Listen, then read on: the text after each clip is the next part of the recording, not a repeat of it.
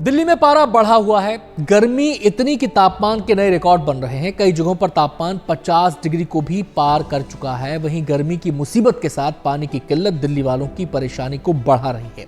हालत यह है कि कई जगहों पर पानी के टैंकर के लिए कतारें लग जाती हैं।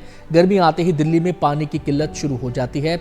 अब इस पर सियासत भी हो रही है। दिल्ली सरकार ने पानी की बर्बादी पर जुर्माना लगाने की घोषणा कर दी है, लेकिन क्या इससे समस्या हल हो पाएगी? ग्राफिक्स के जरिए आपको हम बताते हैं कि आखिर पानी के संकट से जूझती क्यों है दिल्ली। गर्मी के साथ बढ़ती है पानी की मांग। बड़ी आबादी पानी के लिए दूसरे राज्यों पर निर्भर करती है, यानी कि पानी की जो आपूर्ति होगी वो दूसरे राज्यों से होगी और मांग बढ़ जाती है, बैलेंस बिगड़ जाता है। बाकी राज्यों की तरह दिल्ली में खुद का कोई जल स्रोत नहीं है। पड़ोसी राज्यों से नदी के पानी से होती है जरूरत पूरी। दिल्ली जल बोर्ड की रिपोर्ट के अनुसार दिल्ली की पानी की मांग 1290 MGD है।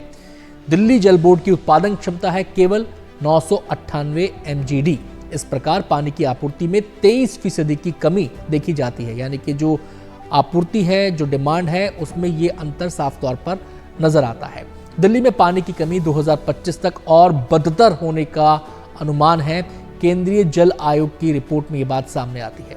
2 दशकों में दिल्ली में भूजल स्तर 50% से अधिक नीचे गया है। केंद्रीय भूजल बोर्ड में ये बात कही है। आपको बताएं कि अब इस जल संकट से निपटने की तैयारी क्या है, ये जानना भी जरूरी है। तो इसके लिए क्या कदम उठाए गए हैं, अब इसके बारे में आपको विस्तार से बताता हूं।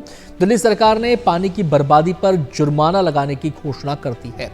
पानी बर्बाद करते हुए अगर कोई भी शख्स पकड़ा गया तो उस पर 2000 रुपए का जुर्माना लगाया जाएगा।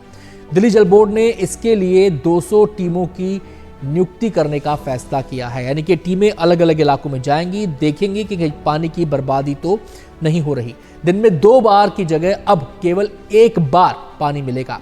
ये तमाम वो उपाय हैं जिसके जरिए इस असंतुलन को, यानी कि डिमांड और सप्लाई का जो असंतुलन है पानी को लेकर, उसको मैनेज करने की कोशिश यहाँ पर की जा रही है। कार धोने, निर्माण जैसी गतिविधियों के लिए पीने योग्य पानी के उपयोग पर रोक लगा दी गई है। अतिरिक्त 23.45 MGD भूजल निकालने के लिए 1034 ट्यूबवेल जोड़ने की योजना पर भी काम हो रहा है। लेकिन पानी की किल्लत सिर्फ दिल्ली में नहीं है। इससे पहले चेन्नई और बेंगलुरु में भी पानी का संकट हम देख चुके हैं। ऐसे में सवाल है कि जीवन के लिए जरूरी जल के संरक्षण के लिए क्या किया जाना जरूरी है। क्या आप जानते हैं कि घरेलू उपयोग में आने वाला करीब 80% पानी वेस्ट वाटर के रूप में हम बर्बाद कर देते हैं। संयुक्त राष्ट्र के अनुमान के अनुसार विकसित देश आमतौर पर लगभग 70% अपशिष्ट जल का उपचार करते हैं। कम आय वाले देशों में ये केवल 28% है। ऐसे में बहुत जरूरी है कि वाटर रिसाइकल पर ध्यान दिया जाए, उसकी रिसाइकलिंग पर ध्यान दिया जाए। आखिर क्यों स्थायी समाधान जरूरी है, इसको समझना भी यहाँ पर बेहद जरूरी है। 21% भारतीय शहर शून्य भूजल स्तर तक पहुंचने की उनकी आशंका है। 2030 तक देश की पानी की मांग दोगुनी होने का अनुमान है। 19 जून 2019 को चेन्नई को डे 0 घोषित किया गया। डे 0 वो दिन जब उपयोग के लिए लगभग पानी खत्म हो जाता है। चेन्नई के चारों जलाशय सूख गए थे। खराब मौसम से पैदा हुआ था संकट। बेंगलुरु में दिखा जल संकट। बेंगलुरु में 30 से 40 वर्षों में सबसे बड़ी पानी की कमी का सामना देखने को मिल रहा है। IISc के अध्ययन के मुताबिक शहर में जल का प्रसार 70% कम हुआ है। अब रिसाइकलिंग से कैसे जल संकट दूर हो सकता है, इसको भी समझ लेते हैं। पानी की कमी और पानी की बर्बादी से बढ़ सकता है जल संकट। घरेलू इस्तेमाल का ज्यादातर पानी हम बर्बाद कर देते हैं। घरेलू उपयोग में आने वाला लगभग 80% पानी वेस्ट वाटर बन जाता है। वेस्ट वाटर 3 प्रकार का होता है: ब्लैक, ग्रे वाटर और सीवेज। ब्लैक वाटर टॉयलेट से निकलने वाले पानी को कहा जाता है। ग्रे वाटर किचन, हाथ धोने, कपड़े धोने में इस्तेमाल हुए पानी को कहा जाता है। वेस्ट वाटर में करीब 75% तक ग्रे वाटर होता है।